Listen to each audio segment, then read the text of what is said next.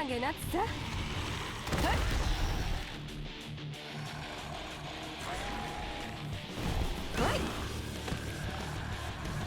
若者に力を貸すのも年長者の務めってね。ほらほらほら、変なダメだよ。連宣言。そう好きだらけだ。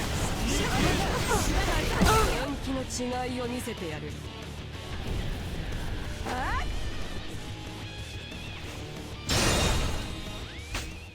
Welcome everyone, it's your boy Hardcorn, and today we're going to be looking at a very special addition to Action Taimanin, the foxiest grandma who ever lived in Inage Natsu. We're going to check out how she is, and most importantly, if she's going to be worth your gems. If you like the way she looks or have any questions, leave a comment below. Rate and favorite if she's going to be your pick, and don't forget to subscribe if you want to see more of these ladies. Now let's get started.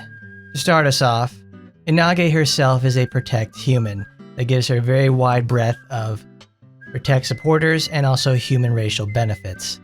We have her 87 sadly, so I don't have the 81 and the 75 stats, but we can look at her at something like a level 87 Asagi. So we'll put up Asagi stats and show that at level 87 Asagi has 6637 HP, 4203 attack, 5716 defense, and 5124 criticals. Inage here with 6358 in health, 5622 because I had the stats training boost in there, but that's what it is at base, and 4910 defense, and 5731 criticals. She's got respectable health, it's solid attack, she can't take the most hits, and is incredible critter. I can't say enough, let's move on. So for her weapons, she has very solid SRs and also pretty good URs to boot the least. So we'll start off with Yamaraja right here. Yamaraja is for critical annihilation, it's very standard stuff, and it goes great in everything but VR, which is about, I'd say 80% of the stuff you'll be doing as a newer type of player or a mid-gamer, and at the end obviously is VR, where you're going to be switching to something else. Vape Tool is another very solid way to play Inage. It's the only way her kit is able to apply slow in any capacity. When it maxes out up to 3 stacks, a 24% speed decreased is nothing to scoff off at. She can debilitate very easily with this. Do not crush this up unless you've already got it 5-5. Sagiri is her Momochi weapon. They do the same thing that they all do. You get a critical hit, the stack of damage of defense down. Great all around, because she can crit for days, but you would really want to be using Yamaraja for it. It's good filler. Then we have her arena weapon. They do what all their other arena weapons do. This one is obviously the yellow one, which has the debuff duration on there. Worthwhile to have, because in case she actually gets debuffed, she gets a little fragile with that. So it's just nice to have around, and it's a great stat stick. This is her signature gacha weapon, Divine Sensor. It's actually quite good, because it has a weapon skill, it doesn't actually feel prohibitive. This is due to the 3 particle cost of it, along with the particle charge boost built inside. The stacking skill damage boost helps shore up some of the damage if you can really keep it going. Max out at 75%, which is absolutely nothing to scoff off at. 75% more skill damage, insane stuff. And particle charge boost, forget about it. Okay, let's go over her affinities. At level 5, she gets a 10% EXP boost. Level 10, character EXP by 10% again. Level 15, another 15% EXP boost, not 15 but 10%. And at level 20, max BP plus 2. So you'll end up with, at level 20, 30% EXP boost and a plus 2 BP. Next up we have her costumes, her default one right here. Heavy Co's, Spider-Man, the Bunny, Lingerie, the Teacher, and last but not least, the Bathrobe. Next we'll move on to her skills. Inage being a 4th year character, she gets her very own signature passive. Let's take a look. So this is Soul Art. Soul Art means some skills are enhanced when you buff them with Soul Art. When you use an enhanced skill, it uses a stack of Soul Art and you can hold up to 5 of them. You gain 2 stacks of Soul Art when you perform Smoke Cloud, Restoration Smoke, the final strike of a normal attack chain, or Taimanin Art Swift Palm. You get 1 stack of Soul Art every 3 skills. She has many low cooldown skills, and her Taimanin Art is extremely fast, alongside her normal basic attack string. You'll almost always have stacks in some capacity because you're going to be using skills every time and also just racking up double stacks easily because some skills she's going to slot in are absolutely core and are never going to go away. Her unique buff itself doesn't actually have a buff property to it, it's just a consumable resource. Now let's look inside to see what she's got. We'll start off with something simple. This is Smoke Fan. It's her signature blue skill, and she shoots a cone of smoke in front of her to deal a 2-hit attack with large coverage. The recovery is only applied after the attack resolves both hits. Healing 3% off damage dealt gives a lot back, and the modified to 6% is really great. Not exactly something you take to VR since its effects are primarily crit boosting and stunning, which are nice in Arena and Tower. The 3% healing is built into the skill itself, which means it doesn't need supporters to work. It also shares an input with Hole Puncher, so you have to make a decision on whether or not you take one or the other. Now here's Thunderous Cheek Clapping. Clap here is one of the most spammable attacks. It can stun, debuff, or buff depending on the main slot, which gives a lot of flexibility. Due to every 3 skills, she gets a stack of Soul Art. This is nice filler to help keep that going if you can't get a basic string in, or waiting for Smoke Cloud or Restoration Smoke. The defense down from this skill also stacks with Hole Puncher due to them being different durations, but not with Drifting Illusions. It shares an input with Shadow Blink, so you have to use it at your discretion. Now this is her Taimanin art. This is what Swift Palm does. It's the one that's mentioned in the passive. It changes her basic attack and also makes it faster. Not to mention, it makes it that so when you attack with this, it inflicts her unique debuff, Puncture, which reads that it deals a large amount of damage when it reaches 15 stacks and makes the enemy groggy. Stack decays at 5 seconds apiece, so it's going to last a very long time. And her basic string is now so fast, if you keep on the acupressure, you're never going to have it decay. This is great for people who want to have debuff builds. Inage supports that very much. Now here's your signature green, Shattering Blow. This skill teleports her to the nearest enemy and has her stab for hellacious damage. I've seen guys hit this skill for like 9 million damage on the stab, and like if you have a Soul Art stack on it, it does a secondary ranged explosion for like 50% of its damage. If it crits, it's going to annihilate whatever's in front of it.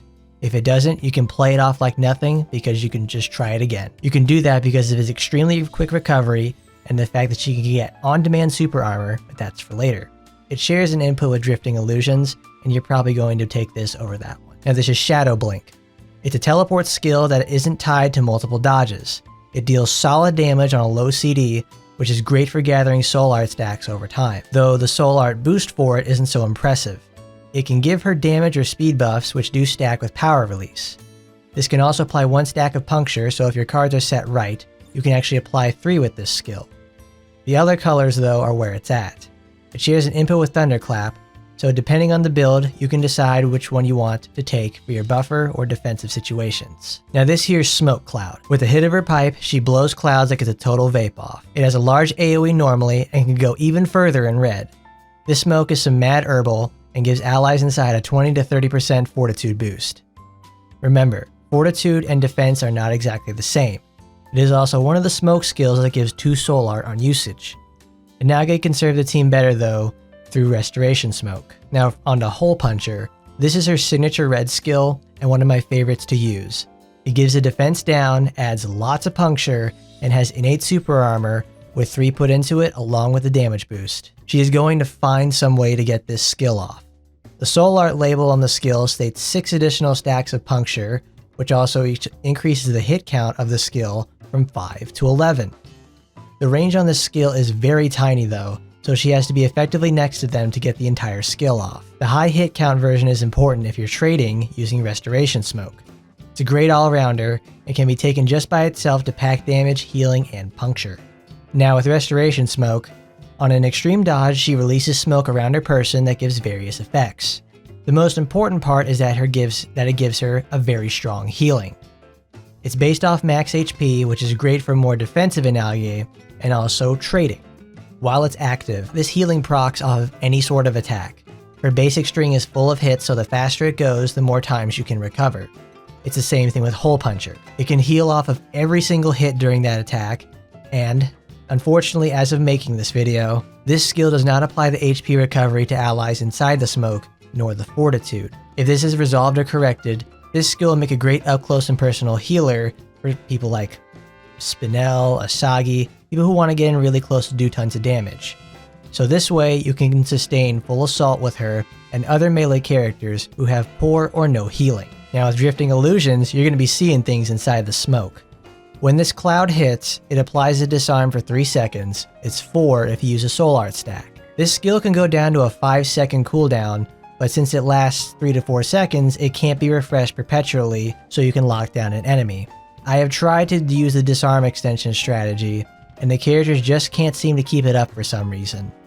The short window of a disarm makes it feel like it's designed to stop the next attack from coming, though with how disarm works, if it's applied during an attack, which mostly is going to happen, the attack is still going to finish, but it will just slightly delay the next one. Oboro is still the better disarmer in every way, shape, or form, so you'll probably end up using her as a disarmer instead of Inage. But it's still a pretty cool utility filler skill. And finally, we've reached Power Release. This is an 81 skill that isn't actually totally terrible. Power Release is her double dodge and it comes with these effects. Built in, it's a 20% damage and speed boost along with super armor for 6 seconds. When you're in the red set, it turns everything to 8 seconds. It comes at the cost of 10% max HP per cast, so if you want this buff a lot, you need to run some form of recovery. With soul art consumed in 3 proper colors, it's 5%. Each of these colors in the skill are for enhancing a certain aspect about this and require the triple investment. After cooldown upgrades, you can get this to become perpetual if you watch your times. The super armor that this gives is fantastic. It allows her to get off all her skills and her basic string without interruption. It's an extremely versatile skill but requires tactful play so you don't get smacked during the double dodge activation. Your reward though is the extreme buffs so you can just go unga bunga and beat them down for the entire duration. そら、遊んであげるからかかってきな。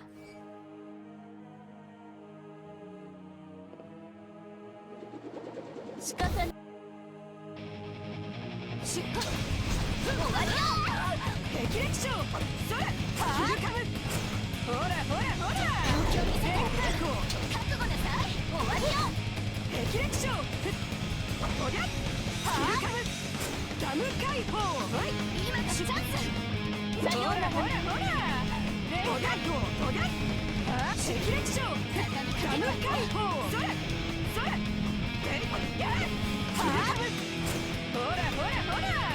全開放。霹靂賞。はい。はい。やれ。ダム解放。それ。やれ。はあ。ほらほらほら。全開放。はあ。この程度。あまり私を使いしない方がいい。はい。はあ。霹靂賞。それ。はい。それ。切るか。ほらほらほら。全開放。とりゃ。霹靂賞。それ。ダム解放。とりゃ。やれ。遊びは終わりさ。行くよ。とりゃ。ダム解放。とりゃ。とりゃ。ほらほらほら。全開放。霹靂賞。それ。とりゃ。ダム解放。ほらほらほら。全開放。ダム解放。霹靂賞。行くよ。準備はーい。お疲れ。行くよ。ほらほらほら。全開放。霹靂賞。ダム解放。はっ。でりゃー。惜しかったわね。キルカム。ほらほらほら。全開放。霹靂賞。はい。ダム解放。ほりゃ。今のチャンス。キルカム。ほりゃ。ほらほらほら。全開放。霹靂賞。ダム解放。はい。せいやー。遊びは終わりさ。霹靂賞。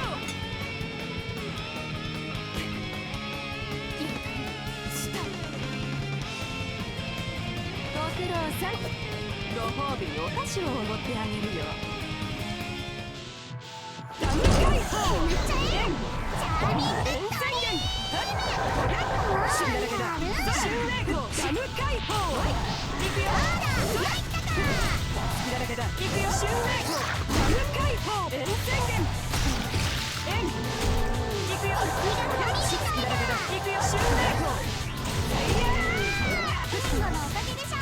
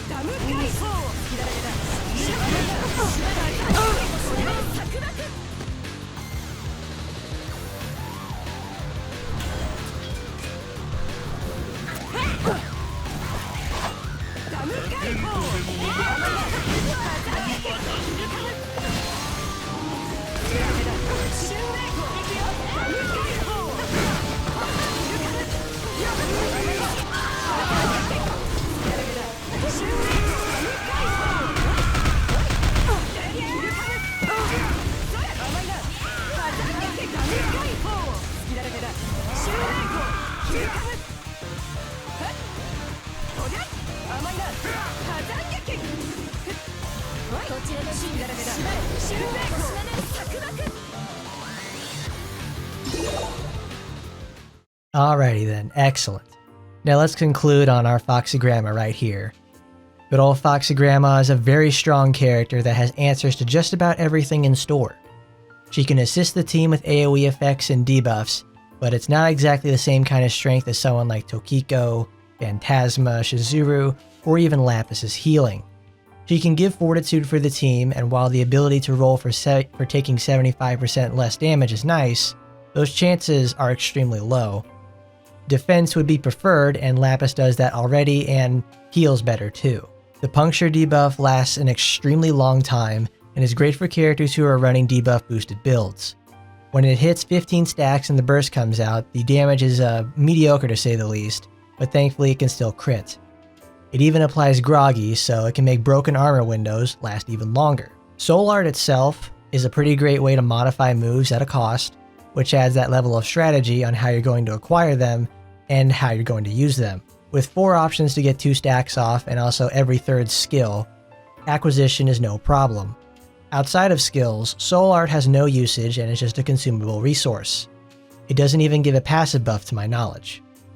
This is a gimmick though that actually works. I wait and see in the future what they're going to do with something like this. But surprisingly enough, the smoking doesn't slow Inage down for some reason, because she's probably smoking some serious meth. Her speed is great with stuff like power release and her naturally fast kit. It feels good, like similar to like Rin or something. Also, Grandma doesn't have any of those slows built into her person whatsoever. You're only getting it through other characters or her SR vape tool.